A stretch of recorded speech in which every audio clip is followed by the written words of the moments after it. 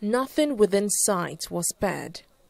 Buildings were reduced to rubble, cars completely destroyed, and iron bars twisted. The impact of the explosion was also felt miles away, with several roofs blown open and windows shattered. Less than an hour after the explosion, emergency officials arrived at the scene. With jerrycans of water and hose, men of the Lagos Fire Service began efforts to put out the inferno caused by the explosion. Elsewhere, heavy equipment were used to comb through the rubble in search of survivors. While investigations remain underway to unravel the cause of the disaster, one thing has been ascertained. The bang, which was heard as far as 15 kilometers away, was not from a pipeline explosion.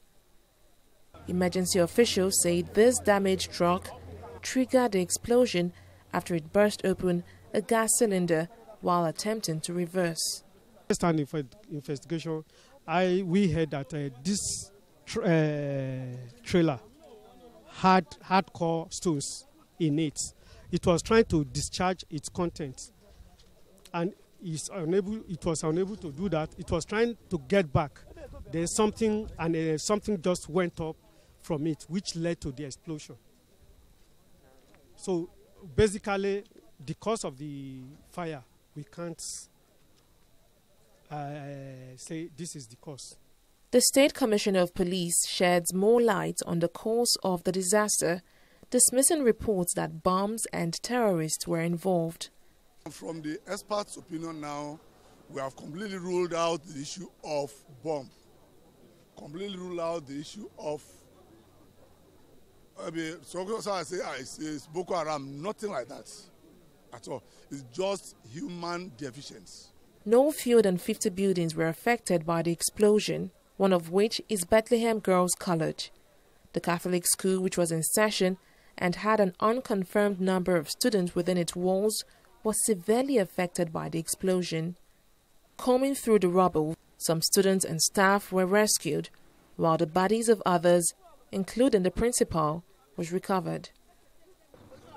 12 hours later, rescue efforts are still underway, with the inferno yet to be put out.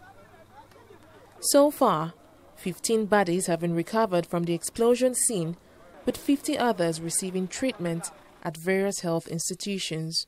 They have been taken to Lut, Lagos State University Teaching Hospital, and Naval Base Hospital.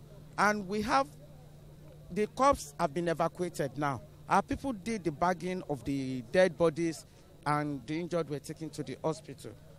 After an on-the-spot assessment, NNPC GMD Melikiari confirms that the company's pipelines were also affected in the disaster.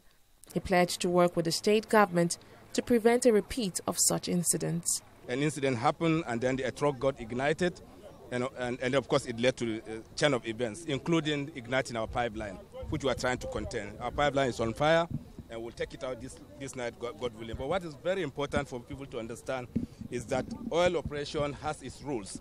The moment you breach it, you run into trouble, and this is what has happened. We will do everything possible with the Lagos State government's engagement and cooperation to make sure that standards are kept. People who handle gas must do it in the most appropriate manner. Avoidable disasters like this has become one too many in Lagos State. In January, 5 persons lost their lives in the Abule Ado pipeline explosion triggered by vandals. This has brought under question the state emergency response efforts and safety laws. Abule Ado, TV360, Lagos.